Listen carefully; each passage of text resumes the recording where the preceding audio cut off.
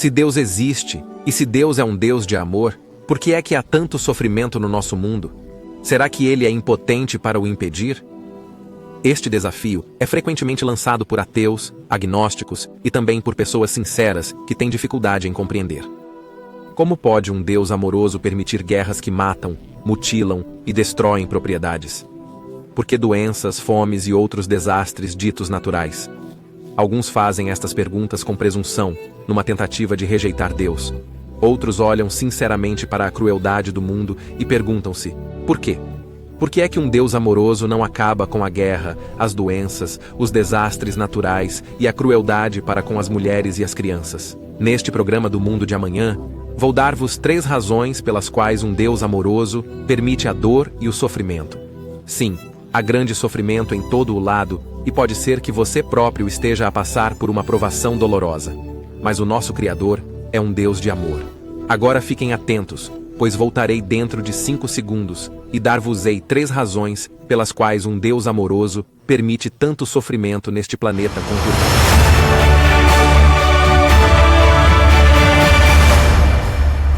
Sejam bem-vindos de todos nós aqui no Mundo de Amanhã, onde enfrentamos sem medo as questões difíceis e vos dizemos a verdade pura e simples diretamente das páginas da Bíblia.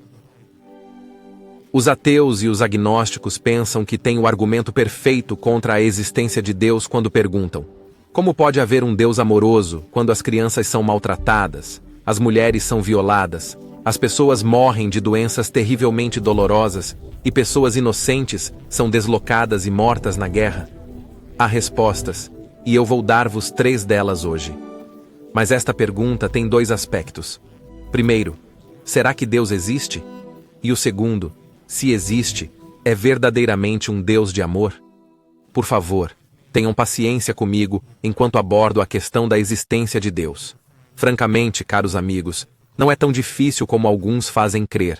Resume-se a isto: ou o vasto universo e a vida neste planeta são o resultado de um acaso cego, ou são o resultado de um projetista inteligente, por outras palavras, Deus. Deixando de lado a enorme questão de como o universo surgiu, deixem-me chegar ao cerne da questão da vida em si. Poderá a vida surgir de matéria não viva por acaso? O evolucionista Bill Bryson aborda a improbabilidade de a vida surgir por acaso quando discute as proteínas, os blocos de construção da vida celular.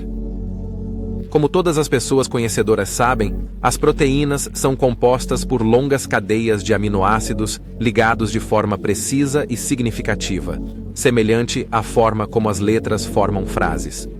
Não é possível juntar vogais e consoantes ao acaso e formar frases com sentido. Também não se podem juntar aminoácidos ao acaso e formar proteínas funcionais. Como exemplo, Bryson fala da proteína mais comum encontrada em todos nós: o colagênio. Mas para fazer colagênio, é preciso dispor 1055 aminoácidos precisamente na sequência certa. Mas, e aqui está um ponto óbvio, mas crucial, não o fazemos. Ele produz-se espontaneamente, sem direção. E é aqui que entram as improbabilidades. As hipóteses de uma molécula com 1055 sequências, como o colagênio, se automontar espontaneamente são, francamente, nulas. Simplesmente não vai acontecer. Que admissão espantosa. Mas o colagênio é apenas uma das proteínas necessárias à vida. Como Bryson salienta, ninguém sabe realmente, mas pode haver até 1 milhão de tipos de proteínas no corpo humano, e cada uma delas é um pequeno milagre. De acordo com todas as leis da probabilidade, as proteínas não deveriam existir. Agora, por que é que ele lhes chama pequenos milagres? E por que é que elas não deveriam existir? Bryson explica as leis da probabilidade e salienta que a probabilidade de uma proteína típica de 200 aminoácidos se automontar é de 1 em 10 elevado à potência de 260. Isto é uma única hipótese e um seguido de 260 zeros, sobre os quais Bryson afirma que, por si só, é um número maior do que todos os átomos do universo. Pensem nisso. Esta é apenas uma proteína típica, da qual pode haver até 1 milhão de tipos diferentes no corpo humano. Mas a minha citação favorita de Bryson vem do seu livro O Corpo, no qual explica: podíamos reunir todas as pessoas mais inteligentes que estão vivas agora ou que já viveram e dotá-las de toda a soma do conhecimento humano, e elas não conseguiriam criar uma única célula viva, quanto mais um replicante. Benedict Cumberbatch, um ator britânico. Quem é que agora acredita em milagres?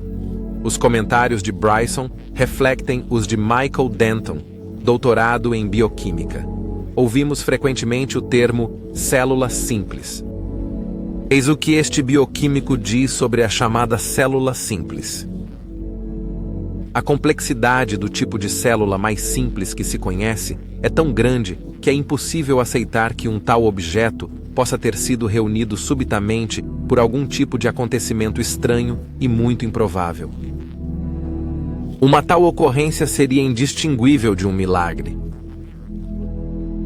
Ele explica o que muitos cientistas estão a compreender e por que é que os antigos evolucionistas estão a mudar de opinião sobre o assunto. Embora as mais ínfimas células bacterianas sejam incrivelmente pequenas, cada uma delas é, de facto, uma verdadeira fábrica microminiaturizada que contém milhares de peças primorosamente concebidas de maquinaria molecular intrincada. Muito mais complicada do que qualquer máquina construída pelo homem e absolutamente sem paralelo no mundo não vivo. A prova de que a inteligência, ou seja, Deus, é a causa da vida, é extremamente convincente para qualquer pessoa disposta a olhar para os factos. Então, por que é que temos um sofrimento terrível no nosso mundo? Se Deus é todo-poderoso, por que é que não pode ou não quer pôr fim a todo o terrível sofrimento que existe nesta terra? A resposta não é que Deus não existe. Não é que ele seja demasiado fraco. E não é que ele não se importe. Não, Deus existe. É todo-poderoso e é verdadeiramente um Deus de amor e compaixão. Mas, mais uma vez, perguntamo-nos: se Deus amou tanto o mundo que deu o seu Filho unigênito para que pudéssemos ter vida, por que é que permite a guerra, o rapto de crianças, a violação de mulheres e a morte de pessoas devido a doenças duradouras e dolorosas? Façamos uma pergunta pertinente. Estaremos a olhar na direção errada ao atribuir a culpa a Deus? A resposta é sim. Portanto, a primeira razão para o sofrimento aqui na Terra é, número 1, que o estamos a fazer a nós próprios. Pensemos nisto. Um adolescente é aconselhado pelos pais a não fumar, porque o tabaco pode causar cancro do pulmão, cancro da boca, doenças cardíacas, enfisema e uma série de outras doenças. Os pais amam-no muito e não querem que ele se magoe. Mas, como acontece com muitos adolescentes, ele rejeita os conselhos amorosos dos pais e prefere seguir os amigos e a sua própria opinião. Começa a fumar ou, mais provavelmente hoje em dia, a fazer vaping. É claro que ele não pensa que vai ficar viciado, nem sofrer as consequências de que foi avisado. Não, ele pensa que é a exceção. Mas 35 anos mais tarde, contrai um cancro do pulmão e a sua vida, as suas esperanças e os seus sonhos são interrompidos por uma morte longa e dolorosa. De quem é a culpa? Dos seus pais? Não. Eles fizeram tudo o que era possível fazer para evitar que ele adquirisse o perigoso hábito. Será que a culpa é de Deus? Por que culpá-lo quando Deus lhe ordenou que obedecesse aos seus pais? E note-se este aviso adicional a todos para não confiarem no seu próprio coração. Há um caminho que ao homem parece direito, mas o seu fim é o caminho da morte. Isso é de Provérbios 14, 12. E o aviso é tão importante que é repetido no capítulo 16, versículo 25. Será que não podemos fazer o julgamento racional de que a culpa é dele mesmo? Apesar de ter sido avisado pelos pais, por Deus, pelo cirurgião geral e provavelmente por muitos outros, o prazer imediato de se encaixar com seus colegas era mais importante do que o que poderia acontecer décadas depois. Confiar nos nossos próprios caminhos, no que parece correto aos nossos olhos, e a miopia tem sido o problema do homem desde o início. No entanto, o problema é mais profundo do que isso. Quando Deus criou o primeiro homem e a primeira mulher, colocou-os num belo jardim cheio das mais deliciosas frutas e legumes orgânicos que se possa imaginar. Nesse jardim ele plantou 2 árvores especiais. Lemos sobre elas em Gênesis 2, versículo 9. E da terra, o Senhor Deus fez crescer toda a árvore agradável à vista e boa para comer. A árvore da vida também estava no meio do jardim, e a árvore do conhecimento do bem e do mal. Estas 2 árvores eram simbólicas. Comer da árvore da vida era a escolha de confiar em Deus para determinar o certo e o errado, e viver de acordo com isso. Mas comer da outra árvore era um ato de rebelião contra o governo de Deus, simbolizando o homem a escolher por si próprio a determinação do bem e do mal. Não somos animais que agem de acordo com o instinto, mas Deus fez-nos agentes morais livres. Temos de fazer escolhas morais, e as suas leis revelam-nos quais são as escolhas corretas. E Ele informa-nos que há consequências para as nossas decisões. Deuteronômio, capítulo 30, no versículo 19, diz-nos: Hoje chamo os céus e a terra por testemunhas contra ti, de que te pus diante de ti a vida e a morte, a bênção e a maldição. Escolhe, pois, a vida, para que vivas, tu e a tua descendência.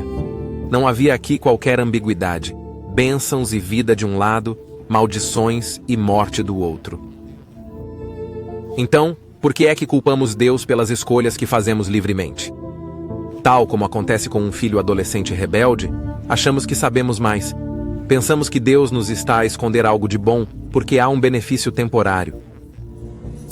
Para o adolescente, a vaidade de ser aceite e de parecer bem aos olhos dos seus amigos parece valer a pena correr o risco de algo que pode ou não acontecer no futuro.